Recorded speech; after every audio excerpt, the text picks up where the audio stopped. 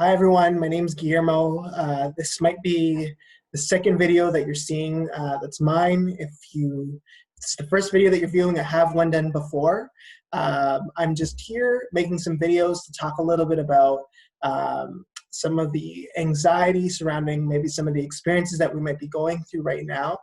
And I'm hoping to make a series of videos to talk a little bit more about anxiety, specifically maybe to right now, but as well maybe in general, how to better address, deal, or manage with our anxiety that we might be experiencing. If you haven't checked out my first video, I'd suggest that you do. Essentially, maybe just to give a small recap, I kind of talk a little bit about what anxiety is, how we might be experiencing it, some of the physical and the emotional ways that we experience anxiety, and as well so how that kind of impacts kind of what we do on a day-to-day.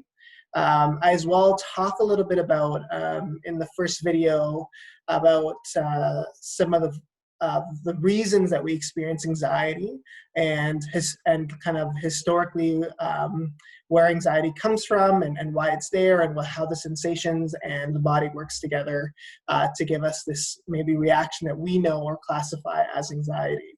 So I would encourage you to check the very first video out if you haven't, to know a little bit about that. And if not, or if you've already seen this, hopefully you can tune into this video. Today, what I'm hoping to talk is to build a little bit on that, is to talk a little bit more about, now that we got some of the anxiety, kind of the terms and kind of the idea of what it is out of the way, a little bit more about how this anxiety might relate to you. So I referenced a little bit to the first video about how we are all kind of on different spectrums of how we experience anxiety.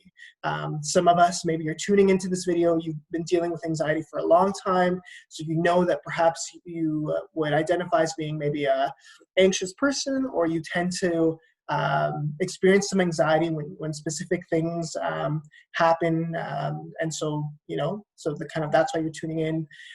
Or perhaps you're somebody who, for the first time, or you're noticing you're on edge a little more, you're a little bit more nervous, you're apprehensive, and you're wondering what this is. And so maybe I'm here to kind of share a little bit about why that is, or kind of what brings us here today and how the anxiety works. So whether you're somebody, if you're on a spectrum, who's just experiencing it for the first time, or you've been somebody who's been dealing with it for a while, I'm hoping to cover a little bit of what that looks like and some of the kind of interventions maybe that we kind of think about and explore depending on where you're at with that. And then some of the common factors that as counselors or therapists that we use to address and strengthen some of those underlying pieces that tend to impact, regardless whether it's the first time or you've been dealing with this for a while. So the way that I'm gonna maybe talk a little bit about this next portion of the anxiety that you might be experiencing is, there's situational anxiety, there's momentary anxiety, and then there's what I would say, maybe you have some history of anxiety. And I'm gonna kind of label those kind of in as they're on a spectrum in 3 different ways, and maybe talk a little bit about how each of those work. So when we talk about situational anxiety, is kind of what it sounds like. Sometimes we experience anxiety because of a given situation. And usually those situations are kind of in an instance. So maybe we might experience some anxiety because somebody asked us something and we didn't kind of respond the way that we should have, or we felt we could have. Maybe we were unfamiliar with something and we tried a new experience and it gave us this kind of anxious feeling. If you're someone like myself, I'm not really good with roller coasters. So anytime I go to a theme park, I know I'm becoming anxious, and it's just kind of in those moments. So, but once that moment passes, we notice that maybe some of the anxiety isn't there. And as well, typically what this means is that if I were to be exposed to the similar situation all over again, it doesn't mean I'm going to respond the same. And we can talk a little bit more about why that is later in my videos. But I just wanted to maybe kind of classify. That's kind of a little bit when we talk about situational.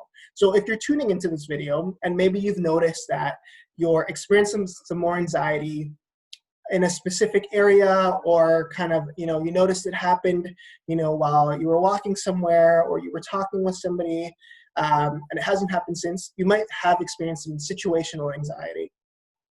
Then there's a little bit of what I call like momentary anxiety. And this could be a little bit longer than just an instance. It could be a week, it could be like a month, 3 months, and this might be more pertaining to what some of us might be experiencing right now. We recognize that with COVID, there's been some changes for our lifestyles. There's been changes in our work life. There's been changes with our families and the dynamics in families. And so this definitely causes kind of a disruption in our regular life. And so this is what we call kind of like a specific period or season where we might collectively be experiencing anxiety as a whole. And the reason why we call it kind of this momentary is because hopefully and typically as time goes on, and perhaps maybe when things resume back to maybe something that we're more familiar with, some of the feelings or the angst that we're experiencing might dissipate a little bit. And so in momentarily anxiety is typically a situation that maybe we're experiencing right now that we're having to deal with and we're having to work through. We might be experiencing this after there's been a recent change in our life. We might be experiencing this after or if we're in the process of pursuing a new relationship or a new experience. So all of these experiences kind of give us some element of anxiety, or maybe something didn't work out the way that we wanted it to. And so kind of there we are kind of at the beginning again. And so we're experiencing some of that angst that we were of the unknown, of the uncertain. And so in kind of these instances, this is what we call that momentary piece, is that it's kind of seasonal, it's for a period. And it's for a period because things that we typically would do perhaps aren't as readily available. Maybe the regular lifestyle that we would keep up isn't really the usual right now. And so that's causing kind of a disruption in what we do. And so with that, hopefully as time goes on, and once things familiarize themselves again, and things kind of resume back to maybe where they once were, or at least resemble more of what we're familiar with, we might notice some of that angst dissipate, because we might notice things might flow back to what we remember them to be. And so that's kind of that momentary or seasonal, perhaps, anxiety, as I would maybe classify it. And then the third piece that I talked about is if you have a history of anxiety. And when we talk about a history of anxiety, typically what I'm referring to is that you're somebody who's been anxious and for a long period of time. Maybe it's a way that you've kind of known to kind of address things, to experience things. You kind of would identify as being kind of anxious at specific moments. Or these are kind of people who perhaps tell me, I recall being anxious since I was this age. I never really did well in this area. This was very hard for me. And I tend to be an anxious person. I become worried, I become concerned, I become nervous about specific things. And so this is kind of somebody who's perhaps more familiar or kind of needs to address kind of some of these feelings on an ongoing basis. And when we talk about a historical sense of experiencing anxiety, we're more focused on patterns. And so the reason that we do that is because there now have been patterns over time that we've formulated or that we've experienced, and that's formulated our experience of what anxiety is. And so the reason that I've broken kind of these three down in these three areas is typically because each one would kind of defer to a specific approach that might be unique to each setting. And typically in the first two settings, we'll notice that once things change, or once we change a situation, or kind of we adapt to a situation, we might notice some of those sensations that we relate to anxiety might dissipate a little bit. And so versus kind of when we talk about maybe a historical sense of anxiety, that requires a different approach. There's specific skills. And I talked about in my first video how a lot of anxiety can be addressed through a lot of skill and practice.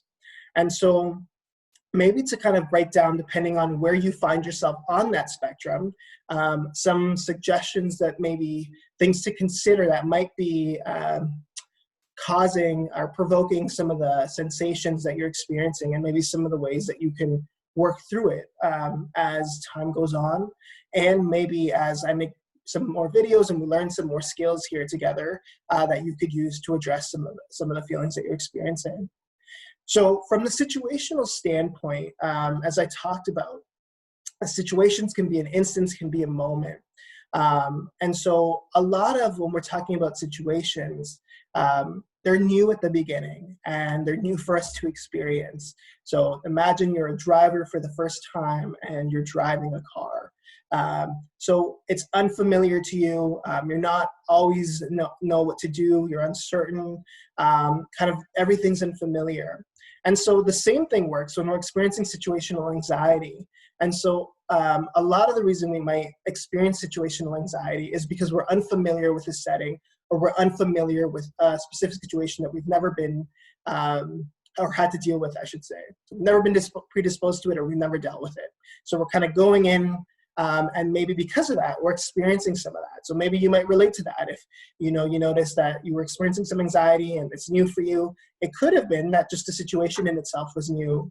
Sometimes with situational anxiety, the other piece is that there could be some level of stress that we might be experiencing in that moment for whatever reason. And the other piece of a situational anxiety that might affect it is our expectations of a situation. So, for example, if we're meeting for the first time and you're not somebody who's familiar with meeting with people, we all kind of can carry these expectations of how certain things should go. So if I get into a car and I'm a first-time driver, I have to be a good driver. If I'm having a conversation for the first time, we need to be, somebody who has a good conversation. And so this is what I call expectations. And our expectations greatly influence our situational experience of our anxiety. So if we expect that we have to have everything, worked out and it all has to work well, then that definitely impacts the anxiety that we may feel in a situation, because we feel we have to deliver. And then the more that we have to deliver, the more we become preoccupied about that. And then suddenly the moment that we feel that things aren't going the way that we want them to, we feel kind of derailed about it. And so the reason I'm bringing this up is because perhaps what might help if you're experiencing situational anxiety is to be a little bit more flexible and adaptable to a situation, and be okay with some of the unfamiliarity, and not need to be kind of as boxed into a specific outcome of how that experience should look like. And the more that we're able to be adaptable is actually one of the many key ways that we can ride through some of the experience of our anxiety. And I gave some examples before about first-time experiences. We all experience things for the first time and they're new, and that's normal. And so you'll notice that perhaps the next time you try something new, the more that you're just kind of willing to be there, not necessarily expecting, but willing to commit and be open to the opportunity, the more you can ride through some of the unknowns and uncertainties until a point that we become more familiar with it. And of course, the second piece with that is that in situational anxiety, it's always new for the first time. So the next time we do the same component again, maybe I'm driving it's the second time I'm in a car, the more I'm willing to kind of drive or go into driver training and do it, or step in a car or go to a store that I don't like to be at, or be in a setting that has a lot of people, the more I'm willing to be experienced to and accommodate to that experience. So that allows me to kind of become more familiar with it. And this is a word that we call is habituated. So when we become habituated to a situation, it means that we become more normalized to the experience. And this actually does affect a lot of the body sensations of anxiety. If we're used to, or kind of that level of experience slowly, and the more often we do it, the less likely that our body is going to respond or react to that threat, as we talked about in the first video. As it would to any provoking or any anxious provoking situation. So that's a little bit about kind of the situational anxiety. The second piece in that momentary or seasonal anxiety, this obviously requires some of the approaches at the beginning, but requires as well a little bit more kind of commitment to kind of reshape things and reconfigure things. And so this kind of brings us a little bit to kind of where some of us might be experiencing some anxiety now, is that, you know, we, at the beginning, maybe some of us were working from home, or we were used to being at home, or we weren't going outside. Time's gone on, and now kind of things are changing a little bit. We're noticing our moods change. We're noticing our irritability change. We're not as patient as we typically would. We're maybe a little bit more nervous as to what the next months hold. And so with this seasonal piece, some of the important key components when we're working through seasonal anxiety is that we kind of have to learn to become a little bit adaptable, just like the situational piece, but a little bit more creative. And what that means is that we got to recognize that, like any season, seasons come and go. You know, right now we're going into the summer season, we're trailing off from spring, soon it might be winter, and then, you know, who knows, like, you know, or fall before winter, I should say. So just like that, kind of things flow. And so we kind of have to be open and be willing to flow with a little bit of that. And some of that might mean letting go of some of, again, the expectations that we have of how we think we should respond in a specific time frame. So right now, maybe we got to be a little bit more patient and open that, you know, our family dynamics don't look the same. Our relationships don't look the same. Doesn't mean we shouldn't have any, but they just look different. Maybe some of even our routines have changed drastically. And so the importance of that then is then recognizing that. So we're aware of that, is that we're not operating the typical schedule and sense of self that we typically are. So we kind of have to be a little bit kind to ourselves about that. And then maybe kind of be creative about, okay, so if we can't do this right now, how can we reconfigure it so that maybe we can make it look more like something that's familiar to ourselves? And so this, in kind of that seasonal anxiety, is where then maybe what I encourage some clients and patients to do is to work on maybe reconfiguring and redeveloping a sense of self through our schedules, maybe re-engage in certain activities that we typically don't do, you know, maybe exploring new opportunities, taking new classes, you know, putting ourselves out there in typical ways that we wouldn't. And so in seasonal anxiety, and the reason we're doing that is because we're as well aware that it's not going to be like this forever.